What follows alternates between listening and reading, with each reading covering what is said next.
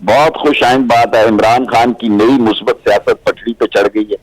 मुल्क में इंतखाबात होने जा रहे हैं और बहुत जबरदस्त आर्मी चीफ है। दोनों मेरे शहर से तल्लक रखते हैं, एक ढेरी से और एक पड़े हैं इधर सर सैयद से। और बहुत जबरदस्त लीडरशिप क्वालिटीज हैं इनमें।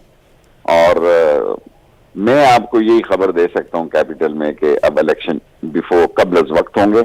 और इमरान खान ने आज जो ये पीडीएम है उसकी उल्टी गिनती शुरू है। शफाफ, साफ और क्लियर हेडेड इलेक्शन होंगे और इंशाल्लाह मुल्क मुस्बत हालात में जाएगा। पीडीओ वाइस या आरटीओ क्या कहते हैं कि नए इलेक्शन होने जा रहे हैं, पीडीएम सेफ्टी बेल्ट बांध ले और इलेक्शन होने जा रहे हैं। पीडीओ वाइस या आरटीओ क्या कहते हैं कि नए इलेक्शन होने जा रहे हैं, पीडीएम सेफ्टी बेल्ट बांध ले और इलेक्शन होने जा रहे हैं। आज जो ये पीडीएम है उसकी उल्टी गिनती शुरू है। शफाफ, साफ और क्लियर हेडेड इलेक्शन होंगे और इंशाल्लाह मुल्क मुस्बत हालात में जाएगा।